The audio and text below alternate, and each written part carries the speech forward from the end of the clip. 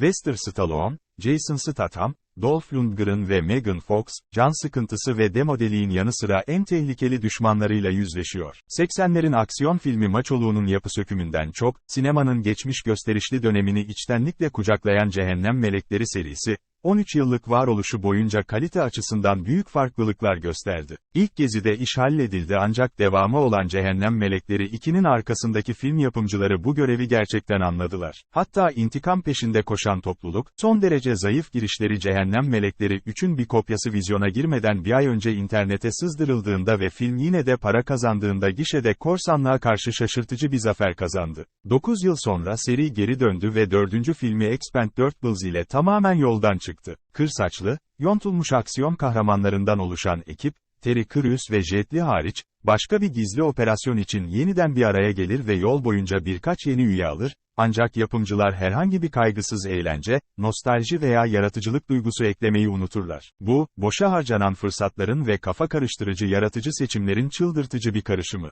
Neredeyse her seviyede sönük olan bu oyunun, tek kullanımlık olarak yeniden adlandırılması gerekiyor çünkü bu, herkesin zamanının ve yeteneğinin büyük bir israfı. Grup lideri Barney, New Orleans'ta barlar ve bisiklet mağazası arasında gidip gelerek vakit geçiriyor. Yardımcısı Christmas yakındadır ve öfkeli kız arkadaşı Cehennem Gina ile kendi aile içi kavgalarını çözmek yerine en yakın arkadaşının bardaki kavgalarını çözmeyi tercih etmektedir. Yıllar geçtikçe, tüm şaka ve yaygaralarına rağmen, bu iki adam gizlice dünyayı felaketten kurtarmak için kendilerini tehlikeye atmış ve bu süreçte sıkı bir bağ kurmuşlardır. Şimdi yeni bir düşman onları parçalamakla tehdit ediyor. Acımasız paralı asker Rahmat, nükleer bombanın parçalarını birleştirmeye çalışırken bir cinayet çılgınlığı yaşıyor. Barney'nin orijinal ekip üyelerinden 8'ini öldüren ve bir muhbiri tanık koruma programına gönderen kimliği belirsiz bir saldırgan olan Ocelot'un emri altında çalışıyor.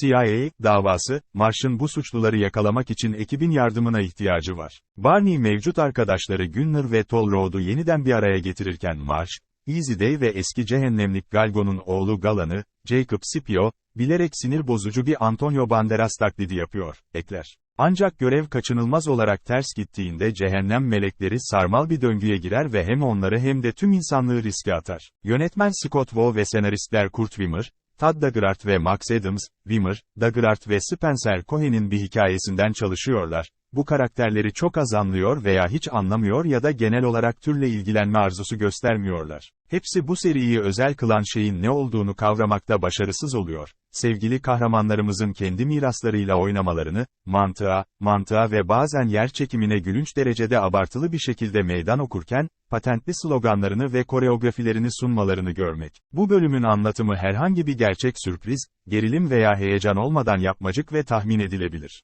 Genç görünüme ve dinçliğe değer veren bir endüstrinin yaşlanmasının doğasında olan meta bağlamı araştırmak ve erişimini genişletmek için daha gençleri getirmek yerine, 3. filmde de başarısız olan şeyleri tekrarlamak, yeni karakterleri yeterince ilgi çekici hale getirmek için mücadele ediyor. Dahil edilmelerini gerekçelendirin. Bu filmlerdeki tipik öne çıkanlar, mizah duygusu ve büyük aksiyon sahneleri gibi, bir nebze olsun komiklik ve gösteri içeriyor, her ikisi de nadiren jenerik, üretilmiş hissi sarsıyor. Barney ve Christmas'ın ego güdümlü hazır cevaplarından, yani bu palavracıların aşk diline, ekibin heyecan verici kaçış çabalarına kadar her şey, bırakın gösterilerin nasıl tasarlanıp gerçekleştirildiğini, insanların nasıl etkileşim kurduğunun soluk bir taklidi. Kargo gemisi koridorlarındaki arazi motosikleti takibi ve Blue Oyster Cult'un, Korkma, The Reaper, adlı eserine göre ayarlanmış 1. ve 2. perdeler arasındaki histerik derecede garip, ürkütücü geçiş hariç, bu unutulabilir bir yemdir. Adil olmak gerekirse, topluluğa bir Albatros senaryosu dağıtıldı. Çoğunun ağız dolusu bir monotonlukla içinden geçtiği açıklayıcı konuşma çöplükleriyle doludur. Barney'nin eski ortağı Deca'yı oynayan Tony Jaa sahneye çıkana kadar kimse konuyu yükseltmeye yeterince önem vermiyor gibi görünüyor.